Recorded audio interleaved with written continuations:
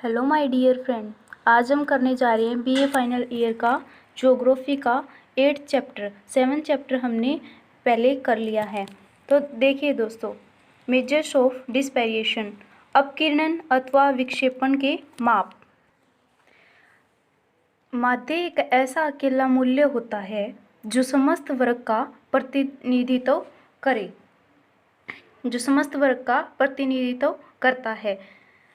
माध्य नहीं बताता कि श्रेणी की रचना कैसी है, माध्य से कितना अंतर है। इसीलिए कहा जाता है कि माध्य तथ्यों के विस्तार छिपाने की एक रीति है। मैं आपको क्लियर कराऊंगी कि कैसे है। जैसे कि आप स्क्रीन पे ये सारणी देख रहे हैं दोस्तों, तो इसमें 3 देश दिए गए हैं और उनके प्रति व्यक्ति जो आय दी गई है और व्यक्तियों की संख्या दी गई है। व्यक्तियों की संख्या 9 है।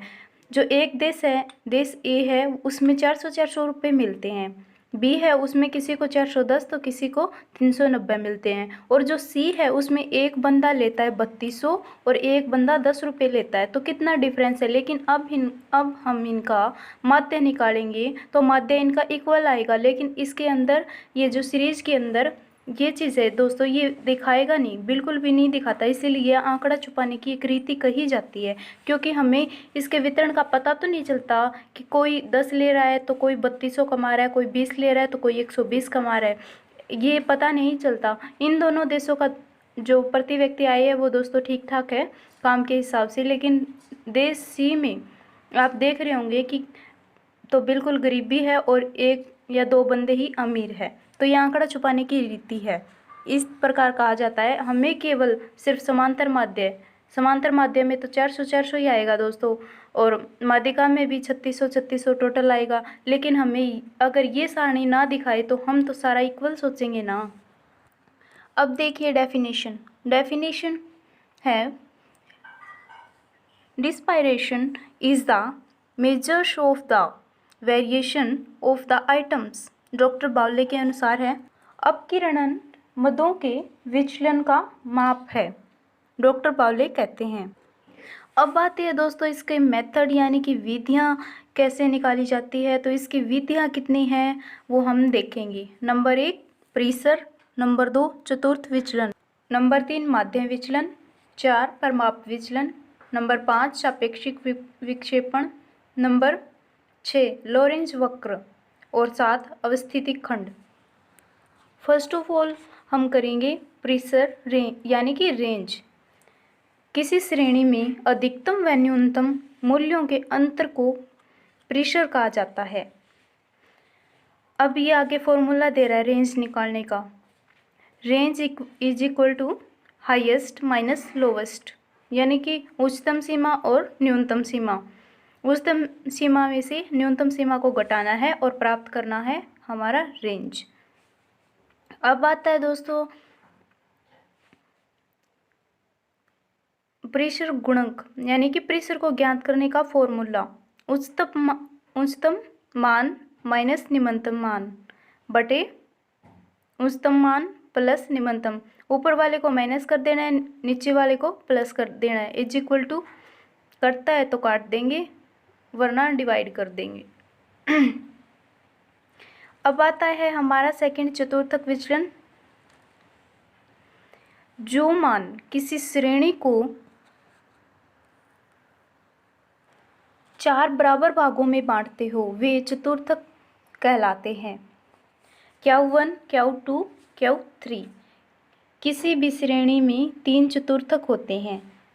Q1 ज्ञात करने के लिए size of n+1/4 and that item. Q3 ज्ञात करने के लिए size of 3n+1/4 and then item. अब है चतुर्थक ज्ञात करने का Q is equal to Q3 minus Q1/2। ये सारे सूत्र में पुट करते हैं दोस्तों। पहले तो ये बता रहा है कि n4 वाला ये बता रहा है कि साइज ऑफ फर्स्ट Q निकालने के लिए, फिर बता रहा है कि अगर हमें Q थर्ड यानी कि तीसरा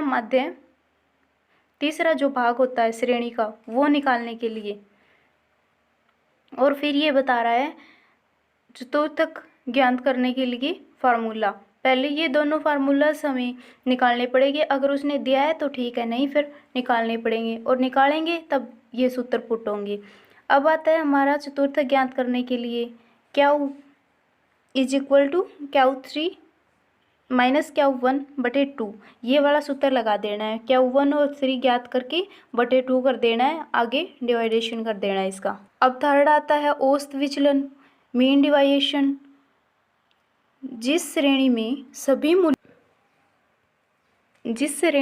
सभी मूल्यों का ध्यान रखा जाए वहीं उचित व वैज्ञानिक माप होगा। अब आता है हमारा माध्य विचलन। सबसे पहले माध्य विचलन निकालने के लिए हम फॉर्मूला पुट करेंगे, सिग्मा डी बटे एन। डी हमें पता ही है दोस्तों, और एन का भी हमें पता ही है। एन होता है मदों का जोड़, और सिग्मा डी यानी कि जो प्राप्त मदें हैं उनमें से हम एक्स यानी कि घटा लेंगे, फिर हमें डी प्राप्त हो जाएगा, और वरना दिया हुआ भी मिल सकता है। माध्य विचलन के गुणक का फॉर्मूला हम करते हैं एम डी, माध्य विचलन मीन डिवाइडेशन बटे मीडियन माध्य का। ठीक है दोस्तों, इसका बहुत शॉर्ट और इजी जो हमारा फॉर्मूला है, जितना शॉर्ट और इजी है उतना ही निकालते टाइम भी शॉर्ट और इजी है। अब मेरिट और डीमेरिट की चर्चा कर लेते हैं दोस्तों। सबसे पहले रेंज या मेरिट यानी कि प्रेशर की देखते हैं। तो प्रेशर के मेरिट क्या है और डीमेरिट क्या है, हमें ये क्वेश्चन के लास्ट में डालना है। प्रेशर की आसान विधि, प्रेशर है वो गणना करने की बिल्कुल आसान विधि है दोस्तों, आंकड़ों को स्थूल रूप देती है, आंकड़ों को स्थूल रूप देती है। डीमेरिट है, इसके हानियां हैं, सभी मूल्यों पर आधारित नहीं होती, सीमांत मूल्यों से प्रभावित हो जाती है, निर्देशन परिवर्तन से भी प्रभावित हो जाती है। अब आती है हमारी मेरिट्स एंड डीमेरिट्स।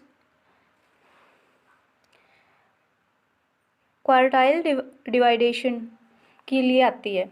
तो इसकी मेरिट क्या है, गणना में आसान है, ओपन एंड की गणना में विशेष महत्व रहता है, यानी कि खुले सिरे वाली जो श्रेणी होती है उसमें इसका बहुत महत्व रहता है, इम्पोर्टेंस रहती है। अब आती है इसकी डीमेरिट। डीमेरिट है आधे मूल्य छूट जाते हैं, सारे मूल्य ज्ञात नहीं किए जाते, बीजगणितीय प्रयोग असंभव है, बीजगणितीय जो प्रयोग होते हैं वो संभव नहीं है, निर्देशन परिवर्तन से प्रभावित होती है। ठीक है दोस्तों, अब आती है merit and demerit of mean deviation. Mean deviation की मेरिट्स क्या हैं, प्रत्येक मूल्य पर आधारित है, सीमांत मूल्य से कम प्रभावित होती है। अब है डीमेरिट, स्पष्ट रूप से प्रभावित नहीं होती और धनात्मक व ऋणात्मक चिन्हों की अपेक्षा करती है। दोस्तों अब हमारा रहता है एक स्टैंडर्ड डिवाइडेशन, और उसकी 3 विधियां हैं जो कि हमने पीछे पढ़ी है, शॉर्टकट मेथड और डायरेक्ट मेथड और स्टेप विचलन वाला जो है, स्टेप डिवाइडेशन वाला है, और फिर आगे इन तीनों की 3 विधियां होती है जो कि हम नेक्स्ट वीडियो में करेंगे। आई होप कि आपको ये वीडियो पसंद आया होगा और आपने अंत तक देखा होगा, ताकि आपको एग्ज़ाम में हेल्पफुल लगे या हेल्पफुल रहे। तो बस इसकी ये विधियाँ ही रहती है इस हमारे चैप्टर में, फिर ये हमारा चैप्टर कवर हो जाएगा। इसने 7 बताई तो है मेथड, लेकिन जो 4 का क्लासिफिकेशन ही हमारी बुक में इस चैप्टर में डाला है, फिर हम शॉर्ट आंसर टाइप क्वेश्चन करेंगे। बस ओनली यही रहता है, एक स्टैंडर्ड डिवाइडेशन और इसकी विधियाँ हैं 3, उनके आगे 3 सब पार्ट है। ओके दोस्तों, बाय।